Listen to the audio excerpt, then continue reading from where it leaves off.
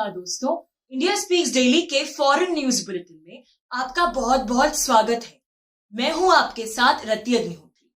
इस बुलेटिन में हम आपको लगातार जानकारी देते रहेंगे देश और दुनिया से जुड़ी तमाम खबरों के बारे में कि किस प्रकार से विश्व के भूराजनीतिक समीकरण तेजी से बदल रहे हैं और इन बदलते हुए समीकरणों के बीच भारत कितनी महत्वपूर्ण भूमिका निभा रहा है। तो शुरुआत करते हैं आज के बुलेटिन से। क्वाड ग्रुपिंग पिछले कुछ समय से काफी चर्चा में है। क्वाड 4 देशों की एक अनौपचारिक ग्रुपिंग है और इसके 4 सदस्य देश हैं भारत, अमेरिका, ऑस्ट्रेलिया और जापान।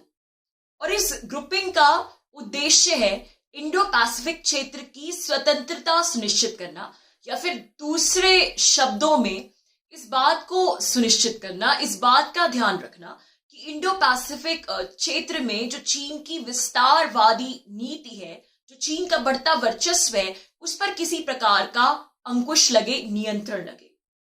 तो इस गुरुवार क्वाड ग्रुपिंग के देशों की एक वर्चुअल मीटिंग संपन्न हुई और क्वाड देशों के विदेश मंत्रियों के बीच यह वर्चुअल बैठक थी।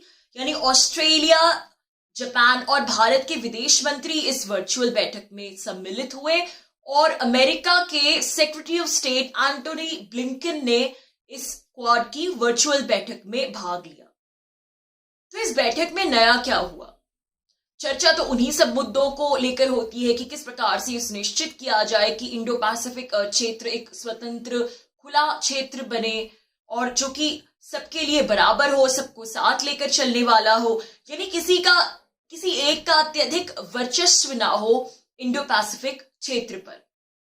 लेकिन वार्ता के बाद जो मीडिया से जो औपचारिक तौर पर स्टेटमेंट्स दिए जाते हैं, ये स्टेटमेंट्स फिर भी कुछ दिलचस्प बातें बताते हैं। इन स्टेटमेंट्स के अगर हम पैटर्न्स देखते हैं और कुछ नई बातें देखने को मिलती हैं कि क्वाड को लेकर उसके सदस्य देश किस प्रकार का मैसेज भेज रहे हैं अंतर्राष्ट्रीय समुदाय के सामने। और उस अंतर्राष्ट्रीय समुदाय में हम ना भूलें कि चीन भी शामिल है। तो सबसे पहली बात तो ये है कि इस मीटिंग के बाद भारत ने पहली बार इस ग्रुपिंग के बारे में बात करते हुए क्वाड शब्द का प्रयोग किया। जी हाँ, इस ग्रुपिंग का नाम क्वाड जरूर है, लेकिन इससे पहले भारत किसी ना किसी वजह से क्वाड शब्द का प्रयोग करने से बचता रहा है, क्वाड शब्द का प्रयोग करने से हिचकता रहा है। शायद इसलिए कि एक अनौपचारिक ग्रुपिंग है और जो सबको मालूम है लेकिन कोई बोलता नहीं है कि चीन का जो वर्चस्व है उसके विरुद्ध ये 4 देश इकट्ठे हुए, उसके विरुद्ध ये ग्रुपिंग है। तो शायद चीन के साथ अपने द्विपक्षीय संबंधों के चलते भारत हिचकता रहा है क्वाड शब्द का प्रयोग करने में। लेकिन वजह चाहे जो भी हो, भारत अभी तक क्वाड शब्द का प्रयोग करने से बचता रहा है। लेकिन इस बार पहली बार औपचारिक तौर पर भारत ने इस ग्रुपिंग को लेकर क्वाड शब्द का प्रयोग किया है। इस मीटिंग के बाद पहली बार भारत के विदेश मंत्रालय ने अपनी औपचारिक स्टेटमेंट में इस ग्रुपिंग का नाम बोला है, जो कि क्वाड है। अमेरिका और ऑस्ट्रेलिया तो औपचारिक तौर पर इसे पहले से ही क्वाड बोलते थे, लेकिन भारत नहीं बोलता था। सिर्फ 4 देशों का सम्मेलन, 4 देशों की मीटिंग इस प्रकार से कुछ कहके इसे संबोधित कर देता था। तो ये जो भारत ने इसका नाम औपचारिक तौर पर लेना शुरू किया, ये एक बेहद महत्वपूर्ण बात है, क्योंकि ये सर्वप्रथम तो इस बात का द्योतक है कि भारत क्वाड को अब और भी ज्यादा गंभीरता से ले रहा है और साथ ही इस बात को लेकर भी कुछ संदेश देती है कि शायद भारत क्वाड को एक औपचारिक जामा पहनाने की दिशा में भी कुछ सार्थक कदम उठाए, कुछ सार्थक पहल करे। यूं तो क्वाड कोई नई ग्रुपिंग नहीं है, लेकिन इसका महत्व पिछले कुछ वर्षों में ही बढ़ा है। क्वाड की स्थापना 2007 में हुई थी, जब जापान के प्रधानमंत्री, जो उस समय जापान के प्रधानमंत्री थे, शिंजो आबे, उन्होंने पहल की थी, क्वाड की स्थापना की। और 2007 में ही इसकी स्थापना हुई थी, इस अनौपचारिक ग्रुपिंग की। हालांकि 2006 में ही क्वाड को लेकर एक परिकल्पना हो चुकी थी, लेकिन सबकी सहमति बनने में समय लगा और 2007 में क्वाड की पहली मीटिंग भी हुई। और हालांकि इसका उद्देश्य शुरू से ही इंडो पैसिफिक में चीन के बढ़ते वर्चस्व को नियंत्रित करना, उसे चुनौती देना था, लेकिन शुरुआती दौर में इस ग्रुप को कोई ठीक प्रकार का दिशा निर्देश नहीं मिल पाया और फिर अगले कुछ वर्षों तक, अपनी स्थापना के बाद अगले कुछ वर्षों तक ये जो ग्रुप है इसकी प्रासंगिकता कुछ कुछ कम हो गई, बल्कि गायब सी हो गई। लेकिन जब इंडो पैसिफिक क्षेत्र में चीन के बढ़ते खतरे को सभी देश जानने समझने लगे, तो फिर इस ग्रुप की जो प्रासंगिकता है वो दोबारा बनने लगी। जब इन सभी देशों में चीन ने किसी न किसी प्रकार से अपना एजेंडा चलाया, कहीं चीन ने किसी देश की आंतरिक राजनीति को, वहां की पॉलिटिक्स को, वहां के चुनावों को इन्फ्लुएंस करने की कोशिश की, तो कहीं वो बॉर्डर पर घुसपैठ कर रहा था, तो कहीं किसी देश के साथ उसका व्यापार युद्ध छिड़ रहा था, किसी देश को व्यापारिक तौर पर वो परेशान कर रहा था। तो जैसे इन सभी क्वाड देशों के साथ कुछ ना कुछ इस प्रकार का होने लगा, तो इन्हें चीन के खतरे का एहसास होने लगा और फिर क्वाड ग्रुप को गंभीरता से लिया जाने लगा। लेकिन इस ग्रुपिंग का असली सशक्तिकरण हुआ डोनाल्ड ट्रंप के शासनकाल में। डोनाल्ड ट्रंप, जिन्होंने इंडो पैसिफिक नीति को न सिर्फ अमेरिका की विदेश नीति का एक मुख्य केंद्र बिंदु बनाया, बल्कि भारत को भी इस विजन में अपने साथ लेके चले और भारत को चीन का जो बढ़ता वर्चस्व है उसको जिस प्रकार से भारत काट सकता है, उस इंडो पैसिफिक विजन में उन्होंने भारत को अपना एक मुख्य सहयोगी माना, सहभागी माना। और डोनाल्ड ट्रंप की सरकार ने ही क्वाड की मीटिंग्स के बाद सार्वजनिक तौर पर चीन जो कुछ भी इंडो पैसिफिक क्षेत्र में कर रहा है, जो चीन की विस्तारवादी नीतियां हैं इंडो पैसिफिक क्षेत्र में, उनके विरुद्ध डोनाल्ड ट्रंप की सरकार बोलने से भी नहीं हिचकी। यानी जो क्वाड की मीटिंग्स होती थी उनके बाद डोनाल्ड ट्रंप की सरकार चीन का नाम लेने से भी नहीं हिचकी, उसने खुलकर चीन का नाम लिया और आलोचना की। तो अगर उस लिहाज से देखें और उस समय की तुलना करें, तो ये अब की बार की जो मीटिंग्स है उसमें जो अमेरिका का रवैया है वो थोड़ा सा तो कुछ निराश करने वाला ही है। पिछली बार डोनाल्ड ट्रंप कार्यकाल में जो क्वाड के विदेश मंत्रियों की वार्ता संपन्न हुई थी, उसके उलट अब की बार अमेरिका ने अपने ऑफिशियल स्टेटमेंट में चीन शब्द का एक बार भी प्रयोग नहीं किया।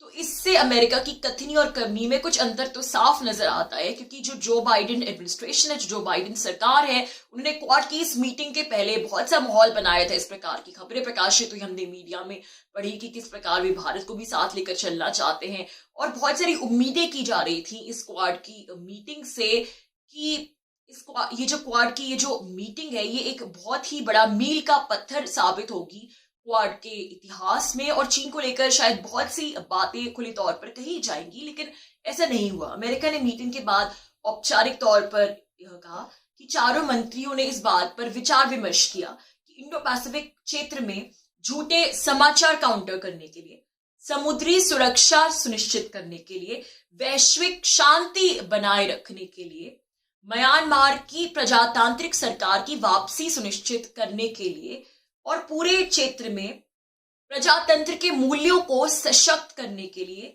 किस प्रकार से साझेदारी करी जानी चाहिए। भारत ने भी पहली बार क्वाड का नाम तो जरूर लिया, लेकिन भारत ने भी अपने औपचारिक स्टेटमेंट में चीन का नाम नहीं लिया, कहीं भी चीन का जिक्र नहीं किया। हाँ, जापान ने जरूर चीन का नाम लिया। तो इससे पहले भी क्वाड मीटिंग्स में भारत सीधे तौर पर चीन का नाम लेने से हिचकता रहा है, और ये अपने आप में ही बड़ी अचंभे की बात है कि आखिर इस प्रकार की हिचकिचाहट क्यों है। क्योंकि अगर भारत ने इतनी हिम्मत दिखाई है कि क्वाड जैसी ग्रुपिंग, क्वाड जैसे फोरम के अंतर्गत वो बाकी देशों के साथ मिलकर चीन का जो वर्चस्व है इंडो पैसिफिक क्षेत्र में उसे चुनौती देने के लिए एक फ्रेमवर्क बना सकता है, इस ग्रुपिंग का सदस्य बन सकता है, इसमें प्रोएक्टिव हो सकता है, तो फिर वो चीन का नाम क्यों नहीं ले सकता भला। उसमें इतनी हिम्मत भी जरूर होनी चाहिए कि स्पष्ट रूप से नाम लेकर जिन मुद्दों पर उनकी आलोचना करनी है खुले तौर पर आलोचना करनी। क्वाड के सदस्य देश जिस देश की विस्तारवादी नीतियों के खिलाफ तथाकथित इकट्ठे हुए हैं, तथाकथित रूप से खड़े हुए हैं, अगर अपने स्टेटमेंट्स में उसी का नाम लेने से हिचकेंगे तो भला उसकी विस्तारवादी नीतियों को कैसे चुनौती देंगे, कैसे काउंटर करेंगे।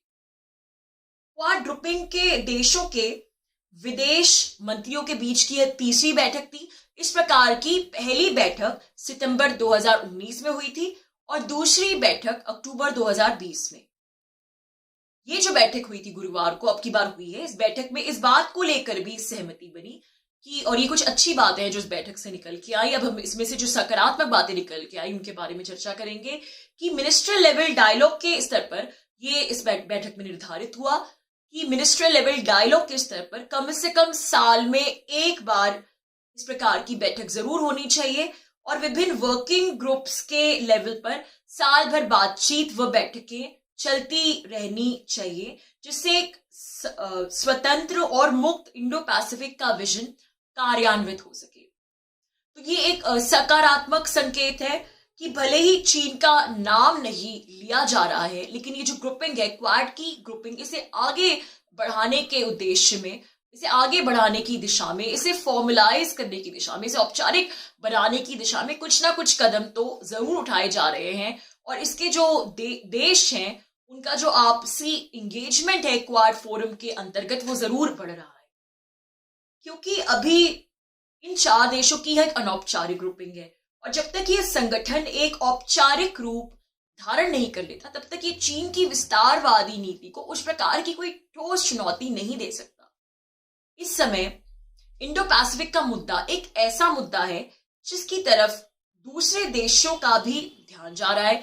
यूरोपीय संघ का भी ध्यान गया इस मुद्दे पर और यूरोपीय संघ कुछ इस मुद्दे को समझने भी लगा है, शायद कुछ हद तक समर्थन भी करने लगा है। लेकिन यहाँ महत्वपूर्ण बात यह है कि जहां चीन की बात आती है तो सभी देश बोलते बहुत कुछ है, लेकिन फिर जब करने की बात आती है तो उनके कदम ठिठकने लगते हैं, वो पीछे हट जाते हैं, थोड़ी असमंजस की स्थिति आ जाती है, एक असमंजस पैदा हो जाता है उनके दिमाग में और उसकी वजह है व्यापार।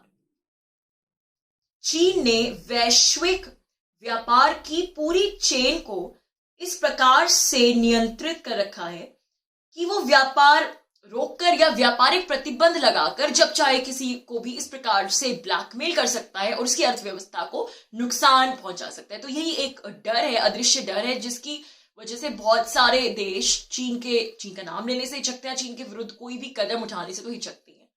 बल्कि इस मीटिंग के समाप्त होने की देर थी कि चीन ने धमकी तक दे डाली। चीनी सरकार के मुख्य पक्ष ग्लोबल टाइम्स ने अपनी रिपोर्ट में कहा है कि क्वाड देश अगर चीन के विरुद्ध कार्रवाई करते हैं तो फिर चीन उन्हें आर्थिक चोट देगा। तो इसीलिए ये बेहद जरूरी है कि क्वाड ग्रुपिंग को एक औपचारिक संगठन का रूप दिया जाए, इसके बाकायदा हेडक्वार्टर्स हो, इसका बाकायदा एक एजेंडा होना चाहिए, क्योंकि जब ये औपचारिक संगठन का रूप अगर इसको मिलेगा, जब ये संगठन औपचारिक बन जाएगा तो चीन पर अपने आप ही बहुत सारे मुद्दों को लेकर, बहुत सारी बातों को लेकर दबाव पड़ने लगेगा और उस दबाव के ये जरूरी है कि जो क्वाड है उसे एक औपचारिक संगठन का जामा पहनाया जाए। तो दोस्तों, आज के लिए बस इतना ही। बहुत जल्द आपसे फिर मुलाकात होगी कुछ नई खबरों के साथ। तब तक के लिए अनुमति दीजिए। नमस्कार।